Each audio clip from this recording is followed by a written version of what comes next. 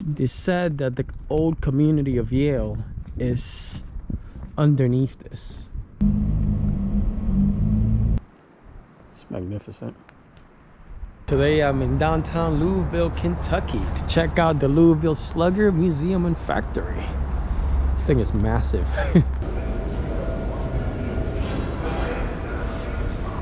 Babe Ruth, Jackie Robinson.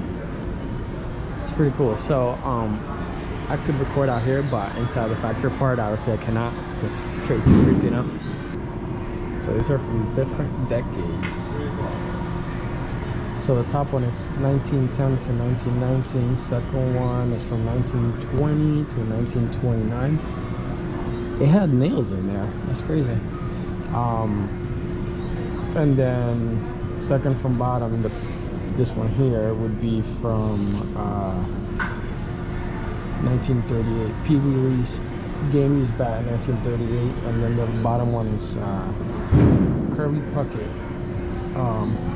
bat used game 1986 to 1989. Wow, that's cool.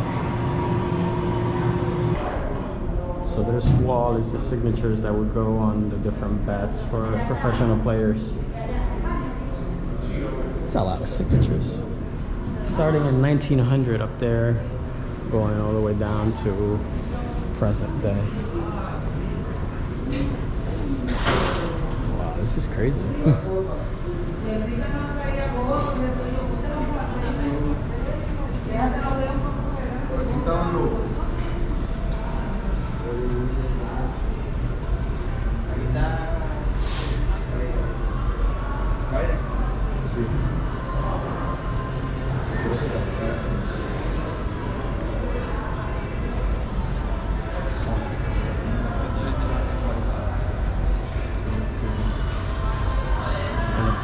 So all the Hall of Fame in black.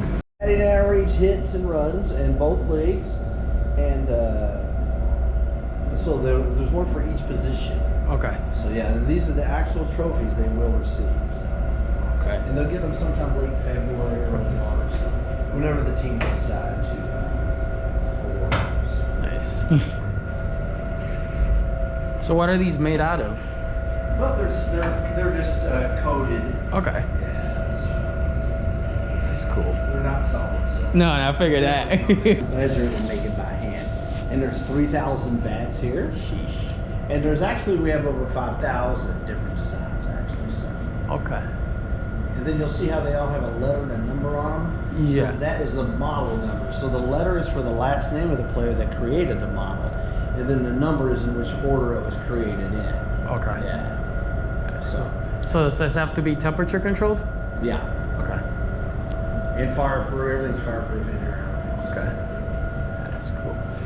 And is it any difference between the darkness besides the wood itself? Most of them, the older, they'll just be a lot older bats. Okay.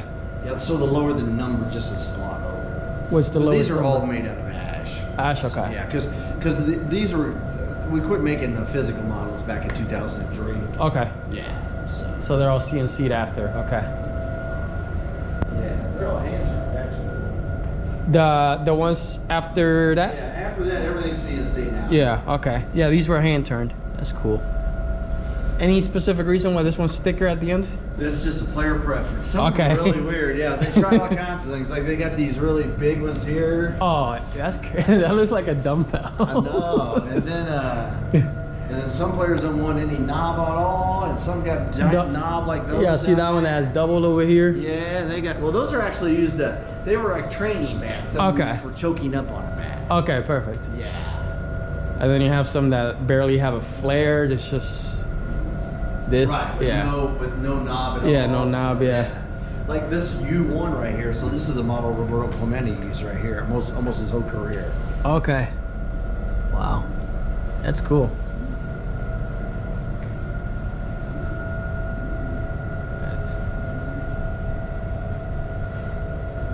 I'm assuming they just use some of these for training, because was the weight limitation for the bats? Well, there is no weight limitation. Okay. It can be as heavy as you want. It has to at least be 30 ounces. Okay. Yeah. So they, I don't know, I guess they were thinking about like a counterbalance. Counterbalance, yeah, yeah. Something like that. So, I mean, most of them they're all a little different, but most of them look pretty similar. Really. Yeah. You know, in a way, so. Any reason why that one has a tag and that one too? I'm not really sure. Excuse me, about the tag, so they just didn't take them off that. I don't know, look at them.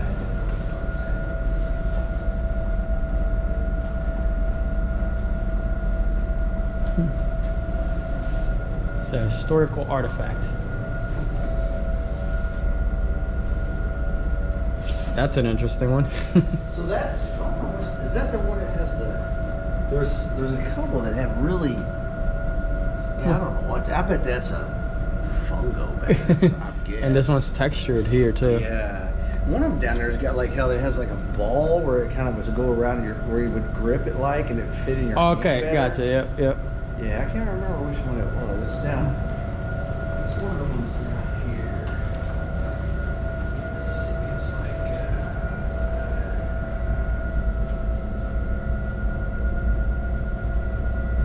It's not, there it is. Oh, I see it. Yeah. Yeah. It's like a small Yeah. Like bump a in little there. crevice Okay. in there to hold it, like, in your, This one has a smaller one too, like Yeah. that. Okay. I imagine they were made by the same player. Possibly, yeah. They're pretty much consecutive. You have 48 He and probably then made just 2 in a 50. row, Yeah. But sometimes they skipped around, but Yeah. we had some players make over 10. Okay. This is cool. What's the heaviest? The heaviest is this bat over here. I'll show you. So this big long bat right here is actually a legal bat.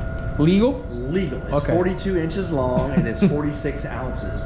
And they made it for a player named Frank Howard, first baseman, Washington Senators. He was a really big guy. He was about 6'8", 270 pounds. And every year he would come to the factory, and everybody liked him. And so they actually made this bat as a joke for him. Even he said, they say, "Hey, Frank, we made you the perfect bat." But even he said it was too big for him. But it actually is a legal bat, so it's Wow. pretty wild, Okay. isn't it? So, and that's also the longest bat we've ever made. So, like an actual bat. So. Pretty sure the billets are. The billets are only 30. 30 Yeah, they're not that 37. big, yeah. So yeah, I don't know how they would have had a special billet. Yeah. I mean, it almost looks like. Oh, I see a line there. Not sure if it was spliced or something. Yeah, that's pretty cool though. So our oldest bat is this 1911 Honus Wagner bat. And the reason this is the oldest bat is there was a fire in 1910 that burned up all our bats in our first factory. So. Gotcha. And then we got a Ryan Sam, Barry Larkin, Wade Boggs. You can see Tony Gwynn's pretty picky about his bats. All the markings on there. Yeah. Any specific reason? What do the markings mean, or? That just shows the measurements he was wanting Okay. to get his bat when they measured it to get it exactly right. So, and there's another the W215 over there, similar. That's Ted Williams' bat. You can see some similarities. Okay, yeah, I see the lines, yeah, the marks and everything. So he has way more marks on his bat too. Yeah.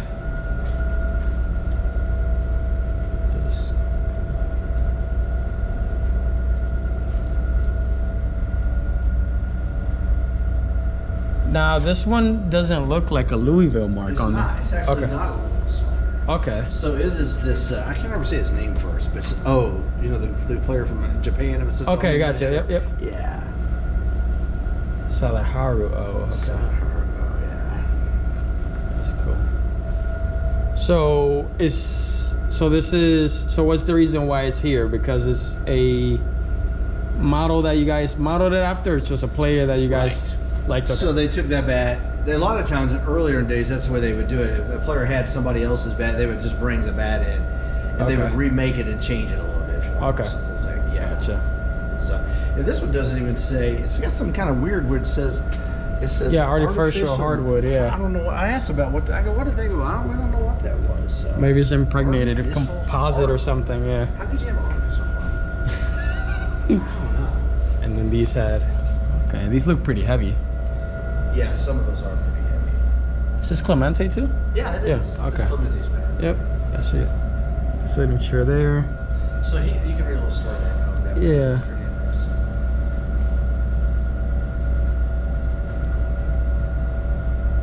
Okay, so I created that, but never got to use it because he passed away. Yeah. Which one is the U1 model? Do you know? The U1's right over here. There it is. Okay. So that's the one that he had. Yeah. Okay, I recall. So it was created by a player named Bernie Uthoff. He played out in the Pacific Coast League. Okay. So he wasn't even in the major leagues, but back then there was no teams out west, so it was just as good. It was like the major leagues of the west. Okay. And he made like about 10 different models, and you can see how they come down through here. Yeah. So. Okay. All the way up to 10, 11, 13.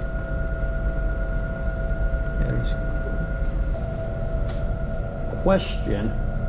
So these have like dates and stuff like that. These are like very intricate as far as the numbering and lettering.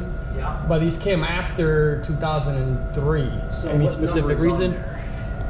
This one. Oh, that's pretty new. Okay. So that's what they do now. They actually put the manufacturing date on there. Okay. So it'd be like length, and then weight, and then manufacturing date. It might even say the type of wood. Yeah. See MLB Birch on one of them. Yeah, they're both MLB Birch. Yeah. That's cool. So the rest of these bags, these are all the machine models of the bags. Anybody else that can play? He goes, oh, he's usually pretty good at it back. And I said, see what the good judges have. I actually think he plays better with the Dodgers than he did. Now this is an awesome museum. If you're a baseball fan, come check it out. The tour is pretty awesome too. Very knowledgeable people. Could spend hours here, but I'm not going to ruin it for you, so you have something to look forward to when you get here.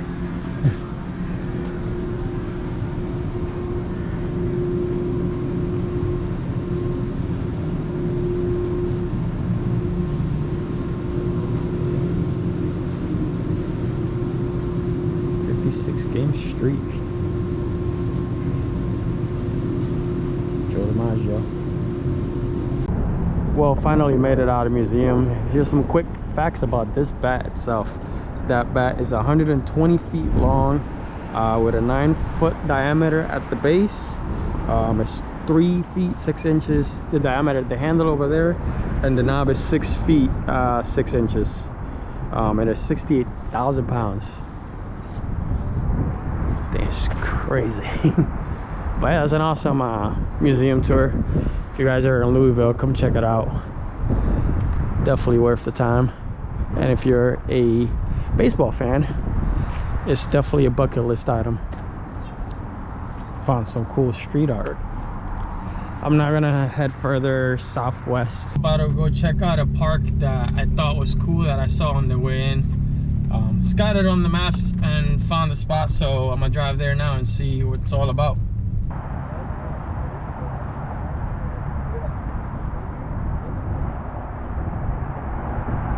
Welcome to the Big Four.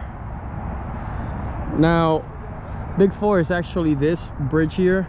It's a 6-span truss bridge that crosses the Ohio River, which is in front of me, and it connects Louisville, Kentucky, and Jeffersonville, Indiana.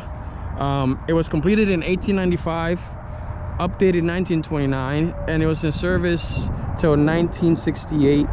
It was then turned into pedestrian / bicycle use bridge in 2013, and it gets its name, the Big Four, from the now defunct Cleveland, Cincinnati, Chicago, and St. Louis Railway, which was nicknamed the Big Four Railroad. It is a 2,525-foot bridge. It's a truss type bridge, and yeah, opened in 1895. You can actually walk that bridge all the way to Indiana on the other side. And like I said, this is the Ohio River in front of me. Made it to the observation deck, and wow, this is quite the sight over here. These lights just actually came on not too long ago, but definitely a cool spot for a sunset. Feels a little less cloudy, but yeah, still beautiful. What a sight.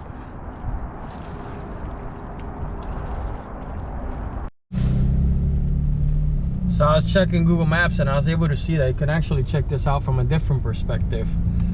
So I'll check out a different bridge and a different perspective.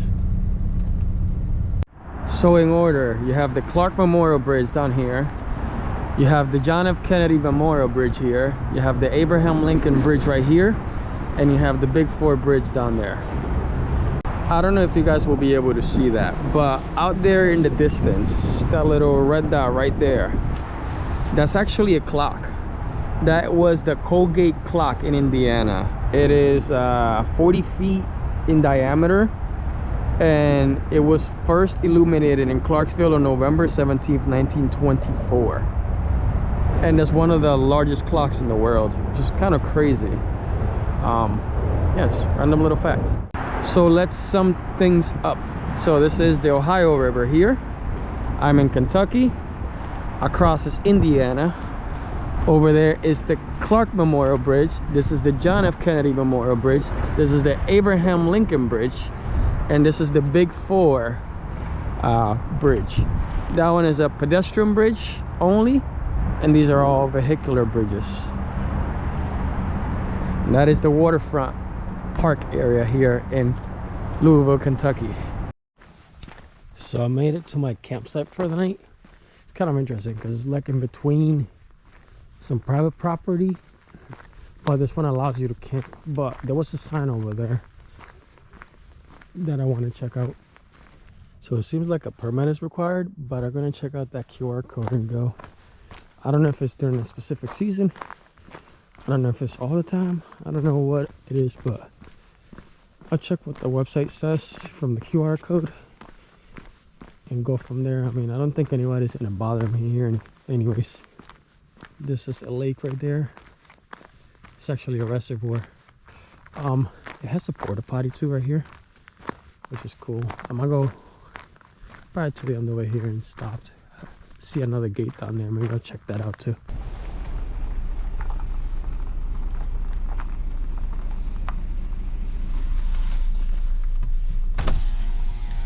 Again, that sign is there again, so I guess I could go further for camping out here.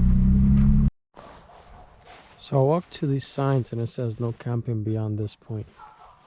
So I'm guessing it's safe to camp somewhere over here then, in this grassy area, which is what I'll do. So I just did the permit. It literally just scanned the QR code, enter the information like vehicle, make, model, license plate, all that. It's just to record that somebody has been here. And yeah, in case code enforcement decides to enforce code, I guess today or whatever. But yeah, it's free. You could stay here 2 nights, and yeah. So I'm gonna be here for the night, and in front of me is a lake that we'll see early in the morning when I wake up. Made it to Abraham Lincoln birthplace. Gonna check out the original Lincoln Monument.